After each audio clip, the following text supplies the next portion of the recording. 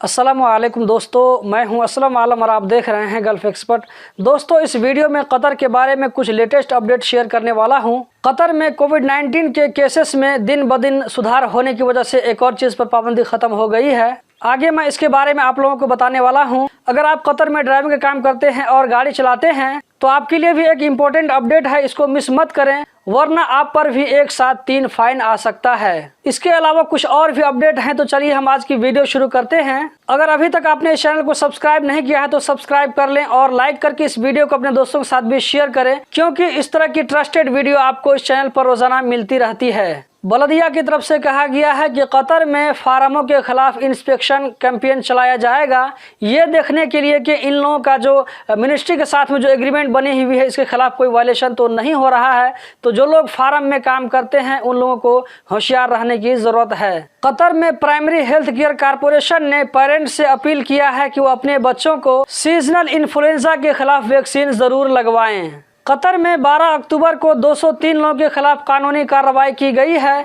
इन लोगों ने कतर में जो कोरोना से बचने के लिए जो रूल लागू है इस रूल को वायलेट किया था, जिसमें से 2 लोगों के पास में एतराज़ ऐप नहीं था, जबकि 2 लोगों ने होम क्वारंटीन की शर्तों की खिलाफ वर्जी की थी। दोस्तों, जो लोग कतर में ड्राइविंग का काम करते हैं उसके लिए एक अहम अपडेट है। इससे पहले आपको रोड में जो भी कैमरा नजर आते थे जो कि पीछे से फ्लैश मार करके वायलेशन को रिकॉर्ड किया करते थे, अब वो कैमरा आपके सामने से आपके वायलेशन को रिकॉर्ड करेंगे। मान लीजिए कोई आदमी गाड़ी ड्राइव कर रहा है और वो स्पीड लिमिट से ज़्यादा स्पीड में जा रहा है, इसी तरह उसने सीट बेल्ट नहीं लगाया है और साथ में मोबाइल से बात भी कर रहा है, तो अब ये कैमरे साथ में इन तीनों चीज़ों को एक साथ रिकॉर्ड करेगा, एक साथ कैप्चर करेगा। मतलब कि स्पीड लिमिट का अलग फाइन आएगा, ड्राइविंग के दौरान सीट बेल्ट न लगाने और मोबाइल पर बात करने का अलग से फाइन आएगा। तो ड्राइविंग के टाइम में इन चीज़ों का ज़रूर ख्याल रखें।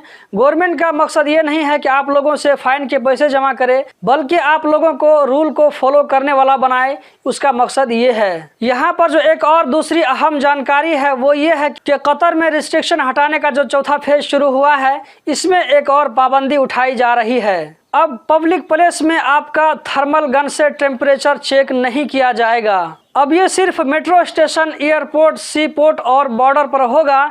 जैसे अबू समरा बॉर्डर है तो ऐसी 4 जगहों पर थर्मल गन को यूज किया जाएगा, इसके अलावा बाकी जगहों पर इसको यूज नहीं किया जाएगा। ये बड़ी अच्छी खबर है कि कतर अब धीरे धीरे नॉर्मल लाइफ की तरफ आगे बढ़ रहा है। आप देख सकते हैं कि कतर में डेली कोरोना के केसेस में भी कमी देखने में आ रही है। मिनिस्ट्री ऑफ पब्लिक हेल्थ के मुताबिक 12 अक्टूबर को कतर में टोटल 96 कोरोना के नए केस रिकॉर्ड हुए, 78 लोकल लोगों में, जबकि 18 बाहर से आने वालों में।